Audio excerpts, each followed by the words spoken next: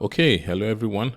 Victor Momo from Excel Moments with a continuation of the solution series to Excel BI's LinkedIn challenges.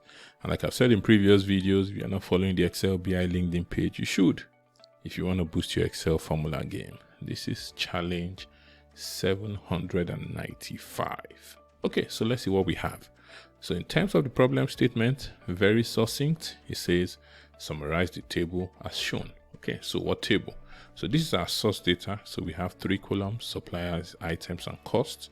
And basically, in terms of the expected result, we just want to group on supplier. So for every supplier, we want to see all the items belonging to that supplier and separated by a space, hyphen, and space. That's what I see as the delimiter.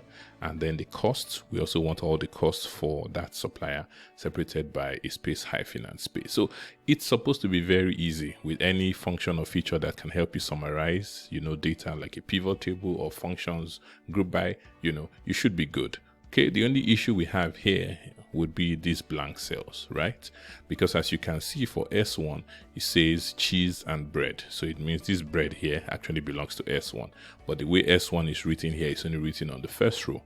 Okay, so what we need to be able to do is just to fill this in dynamically. Now you can always do this, of course, maybe with, fill blanks, or if you wanted to have a static version, you could just use, select the blank cells and then go to special to get this to work. Okay, but now we want to use it in a dynamic context, and that's what we're going to do. Right, so there are a couple of ways you can do it, but the function I'm going to show you for this would be the scan function. And why the scan function? The scan function is basically used, to accumulate. So meaning if I wanted to have like a running total, I could easily use a scan function. So if I have numbers like say 2, 3, 5, then I could use a scan to give me 2, the next time 2 plus 3, 5, the next time 2 plus 3 plus 5. Okay, but you're like, Victor, it doesn't really look like we're accumulating things here. Well, you will see my idea.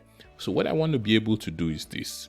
As I go from cell to cell, if I get to this cell, I want my accumulator at that point to be that value in that cell, only if the cell is not blank. So meaning that if I'm here, my accumulator should be S1. Okay, so that's what I want to store in that bucket called the accumulator bucket. Now, when I get to a cell that is blank rather, now what I want it to do is to look at, what have I accumulated? Like pretty much what's the last non-blank value I have? So it looks into that bucket and the value it sees is S1, and it picks S1 and it puts it in here.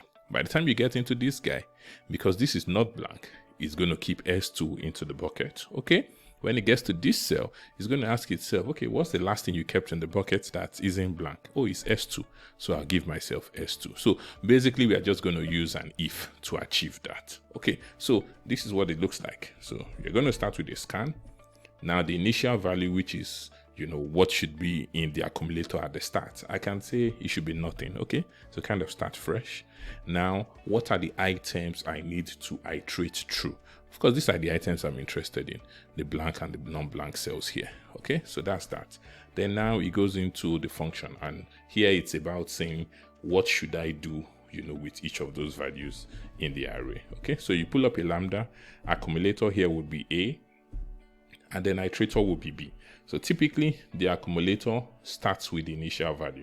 So what it means is that the first value of the accumulator would be nothing, because that's what I've indicated. While the value B here normally would iterate through this array.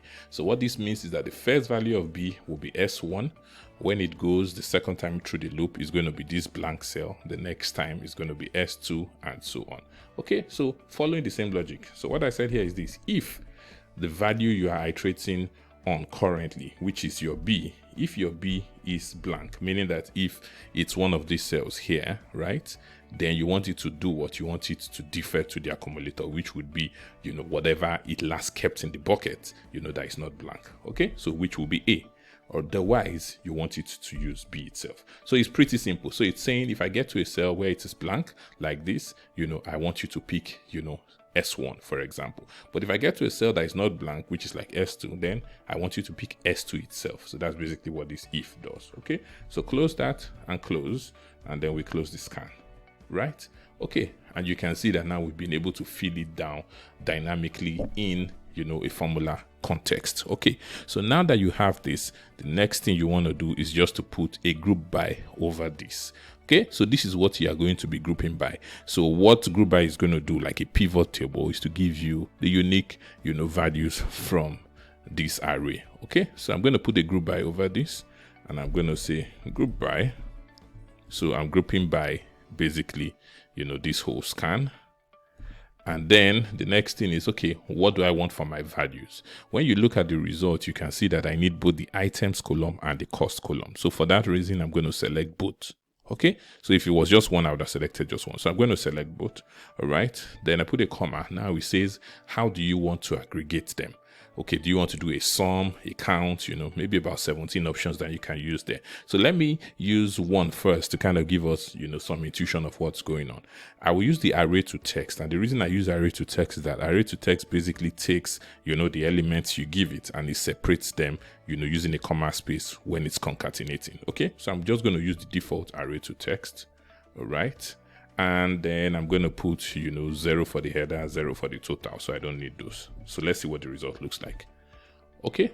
So now you can see that we're very close. Now what is done is that it's grouped correctly, and then it has the items here separated by a comma space, and the same thing for the cost separated by a comma space. Okay, but what we need to change here is we just need to change, you know, the delimiter from comma space to a space hyphen space. Now when you use array to text, because array to text is built in, you can just pull it and use it. But when you want to then create, you know, an expression that you don't have a default function for, then it pretty much like saying you are creating your own function. Okay, so that's what I'm going to do. I'm going to create my own function because I don't have a default function that can just use a space dash space, right? So now I'm going to use the lambda to create my own function. Okay, so for my input, I can call it x. So x is whatever you're feeding in there. So in this case, it could be, for this one, it could be cheese and bread. Now, what do you want it to do with that x?